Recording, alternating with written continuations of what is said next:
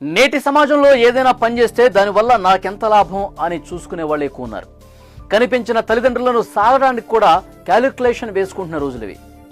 ఎవరైనా కష్టాల్లో ఉంటే ఆయన మనసు చలించిపోతుంది. మానసికంగా కృంగిపోయి గతి తప్పి తిరుగుతున్న వాళ్ళని అక్కుని చేర్చుకుంటున్నాడు. వారికి కావలసిన వైద్య సేవలు అందించి మామూలు మనుషులుగా మార్చుతున్నాడు. ఆయన సేవలు చూసి ప్రతి ఒక్కరూ శభాష్ అని మెచ్చుకుంటున్నారు. ఆ సమాజ సేవకుడు దయార్థ హృదయుడు ఎవరో తెలుసా?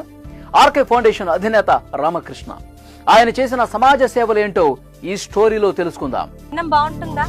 మంచి పెడతారా? ఏం పెడతారు రోజు చెప్పు.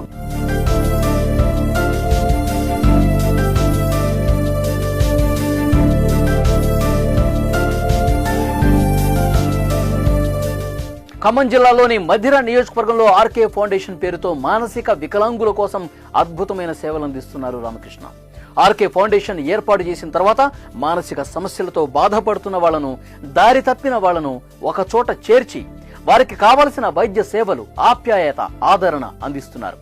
ఆర్థిక ఇబ్బందులు, కష్ట నష్టాలు ఎదురైన మనోధైర్యం, ఆత్మవిశ్వాసంతో ముందుకు సాగుతున్నారు. మధిరలో ఒక్క మచ్చు తునక కూడా లేకుండా గుర్తింపు సంపాదించారు ఆయన. అంతేకాదు మూగ జీవాల పట్ల కూడా ఆయనకు అంతులేని సానుభూతి. ఒకరోజు బ్రిడ్జి కింద, నందిగామలో బ్రిడ్జి కింద కూర్చొని ఉంటే ఆ చుట్టుపక్కల ఉన్న వాళ్ళందరూ కాల్ చేశారు. ఇట్లా ఒక అతను మతిస్థిమితం లేకుండా ఒక అతను ఉన్నాడు, షర్ట్ లేదు, గడ్డం బాగా, ఒక పెద్ద సాధువు లాగా ఉన్నాడు. ఇక్కడికి తీసుకొచ్చిన తర్వాత ఒక 6 నెలలకి మంచిగా అయిపోయింది. ఆ తర్వాత వీళ్ళందరికీ సేవ చేయడం స్టార్ట్ చేసింది. వెళ్తావా అండ్ ఈ ఊరి పేరు చెప్పానంటే నాకు ఎవరు లేరు, మరి ఇక్కడ ఉంటావా? ఉంటా. అంతేగాండి నారాయణ గారు, అంతేనా? అప్పటి నుంచి నారాయణ మా దగ్గరే ఉంటాడు. ప్రమాదాల్లో గాయపడ్డ జంతువులకు వైద్య సేవలు అందించడం, చనిపోయిన వాటికి దహన సంస్కారాలు నిర్వహించడం, అనాథ శవాలను పోస్టుమార్టం కోసం తరలించడం, ఎవరూ ముట్టుకోలేని పరిస్థితుల్లో కూడా రామకృష్ణ గారు మానవత్వంతో ముందుకొస్తారు. ఈ సేవలతో స్థానికుల మనసుల్లో ఆయనకు ఒక ప్రత్యేక స్థానం ఏర్పడింది.